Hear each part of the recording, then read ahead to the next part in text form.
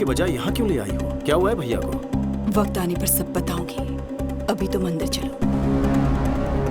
विक्की, वहां अंदर कुछ भी हो जाए, मेरी बात पूरी होने तक तुम कुछ मत कहना, समझ गए ना? हाँ। चलो।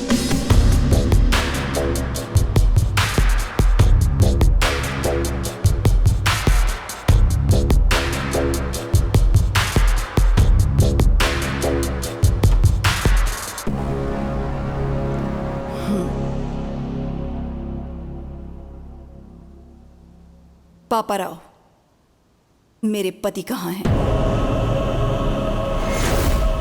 जवाब दीजिए कमिश्नर साहब। आज सजा मिलना तय था, इस डर से भाग गया होगा। कोर्ट का फैसला आते ही चूहे को उसके बिल से ढूंढ निकालेंगे। झूठ बोलने की भी हद होती है। बच्चों की आड़ में मेरे पति को हॉस्पिटल में बुलवाकर वहां से उन्हें किडनैप करवाकर कहीं ले गए। पुलिस ने अभी तक कोई एक्शन नहीं लिया है, मतलब कि वो भी तुमसे मिले हैं। अब तुम्हें सच पता नहीं होगा, कहाँ है मेरे पति? एक बार दामाद जी केस जीत जाएं, फिर मैं उसे भी ढूंढ निकालूंगा। वो शर्म की वजह से कहीं ट्रेन के सामने न कूद जाए। अब राजा राम का कोई बेटा तो है नहीं, उसकी चिता को आग देने का शुभ कार्य भी उसी के हाथों करवा लेना।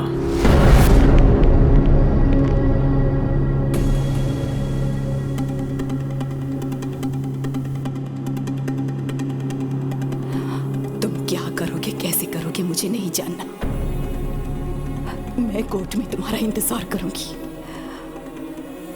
वो कहीं भी क्यों ना हो, 10:30 बजे उन्हें कोर्ट में लाना तुम्हारी जिम्मेदारी है।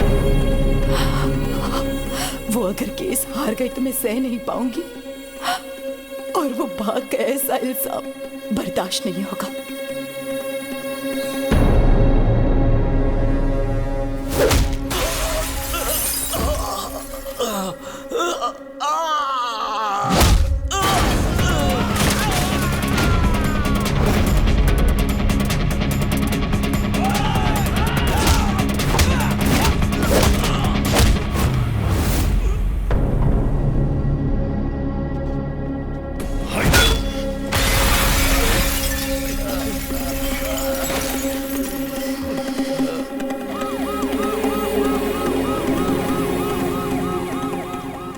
जज साहब पहुंच चुके हैं। राजा राम जी अभी तक नहीं आए, कहीं कुछ गड़बड़ ना हो जाए। आप चिंता मत कीजिए, वो जरूर आएंगे। विकी उन्हें वक्त पर जरूर लेकर आएगा।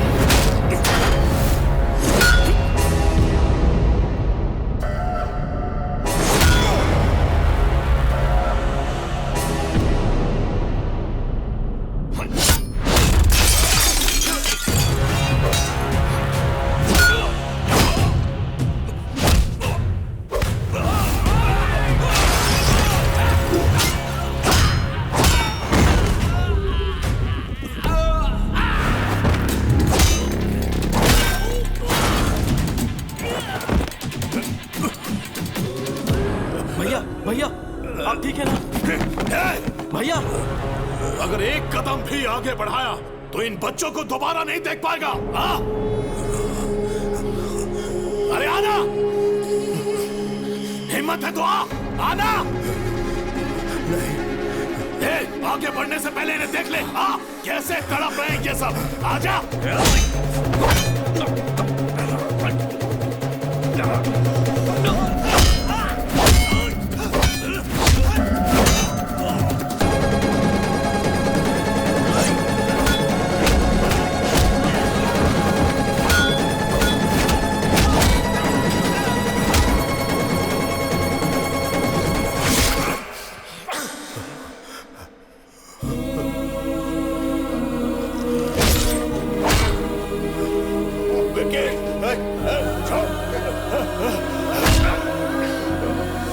क्यों वकील बाबू, राजा राम नहीं आया ना? जाकर कोई और केस लड़ो। हेलो मैडम, तेरा पति भगोड़ा है, नहीं आया ना? भगोड़ा है वो, भगोड़ा। मसीहा बनने चला था इन बच्चों का और अपने भाई का। मेरे हर प्लान को तूने नाकामयाब किया। तेरे भाई को मारने के लिए मैंने गुंडे भेजे, उन्हें भी तूने कुत्तों की तरह मारा।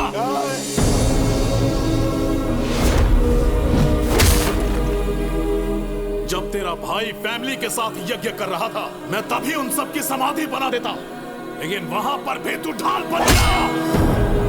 तेरी मौत किस तरफ से आएगी कोई नहीं जानता। मेरे रहते तू मेरी फैमिली को टच भी नहीं कर सकता, उनके चेहरे की खुशी नहीं मिटा सकता। मुझे चैलेंज किया था ना, मैंने जो शादी रुकवाई तूने वो भी करवा दी। समधी जी ने कहा है कि 2 दिन में एंगेजमेंट कर लीजिए। मुखर्जी को यहाँ बुलवाकर बैल राजू को भी हमने ही मरवाया, और तभी तुम्हारी कमजोर नब्ज मेरे हाथ लग गए।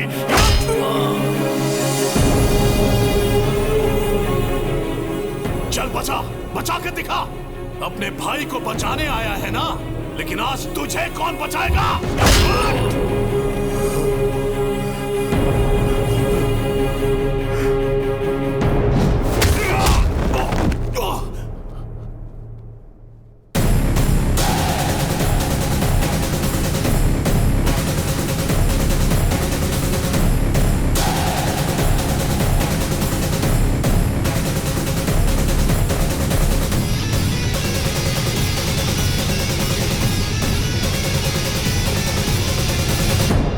सही था विकी।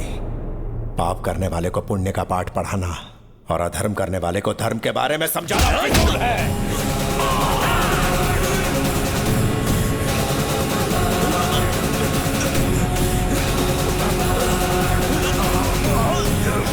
बच्चों को मारेगा?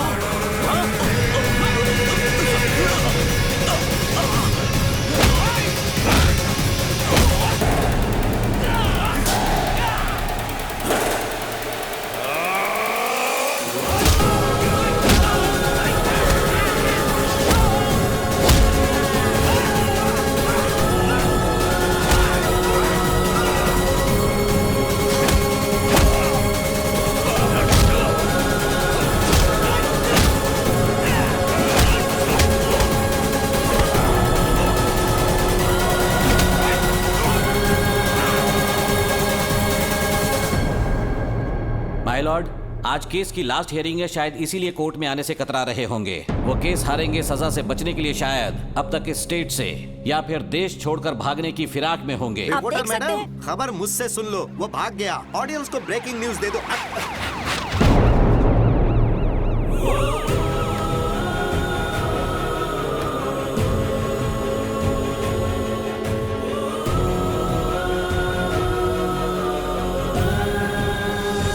माय लॉर्ड, केस कोरी बयानबाजी से नहीं बल्कि पुख्ता सबूतों के दम पर ही लड़े जाते हैं। सबूत है मेरे पास।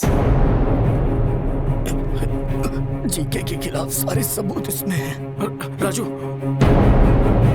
मेरा नाम बैल राजू है। जीके ने मुझे पैसों का लालच दिया। अनाथ आश्रम में जो खाना भिजवाया गया उसमें जहर मैंने ही मिलाया, और राजा राम जी को भनक तक नहीं लगी। वो तो बेचारे देवता है, बेगुनाह है सर।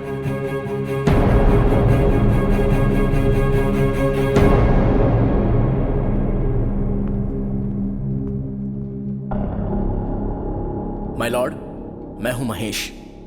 जीके फूड कंपनी में मैंने एज अ फूड साइंटिस्ट काम किया है। उनके प्रोसेसिंग यूनिट से आने वाला हर एक प्रोडक्ट मिलावटी है। अच्छे टेस्ट के लिए और ज्यादा दिन तक प्रिजर्व रखने के लिए वो हानिकारक केमिकल्स उसमें मिलाते हैं और फिर लैब में टेस्ट करने के लिए भेजते हैं। इसमें बच्चों के भी प्रोडक्ट शामिल हैं सर। यह सब कुछ मुझसे देखा नहीं जा रहा था और इस बात के लिए मुझे और मेरे परिवार को मारने की धमकी भी दी गई है।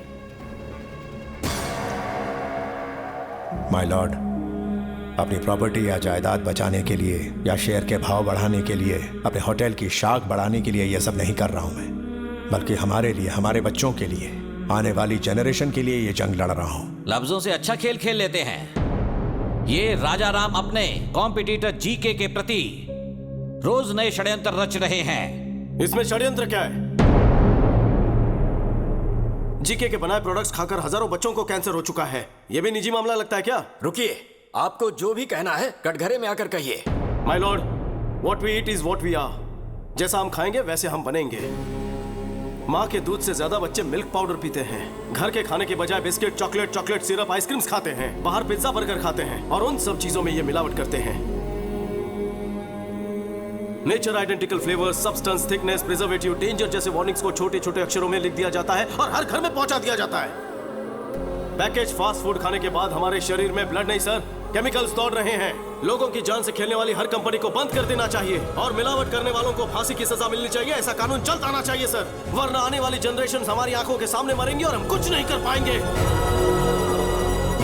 हमारे छोटे बच्चों को भले मुफ्त चिकित्सा या मुफ्त शिक्षा ना मिल पाए, पर यह उनका हक है कि उन्हें स्वस्थ जीवन मिले। माय लॉर्ड, ये तो कोर्ट में नेता की तरह भाषण देने लगा। Stop it! इतनी अच्छी बातें तुम्हें भाषण लग रही हैं? वो अपने स्वार्थ की बातें नहीं कर रहा, वो समाज की भलाई और हमारे भविष्य की बातें कर रहा है। हर साल कोर्ट में इस तरह के केस आते हैं, पर ये केस पैसों की कमाई से कहीं हटकर है, समझ गए? अगर हमारे नेता बिजनेसमैन राजा राम की तरह सोचने लगे तो इस देश में हजारों बच्चे बीमार होने से बच सकते हैं, भविष्य सुधर सकता है। सबूतों और गवाहों को मद्देनजर रखते हुए जीके फूड्स को दोषी करार देती है और उसके हर एक प्रोडक्ट को बैन करती है। पुलिस को यह आदेश दिया जाता है कि वो फैक्ट्री को सील कर दे। साथ ही राजा राम पर लगाए गए सारे इल्जाम बेबुनियाद हैं और उन्हें बाइज्जत बरी किया जाता है। Court is adjourned.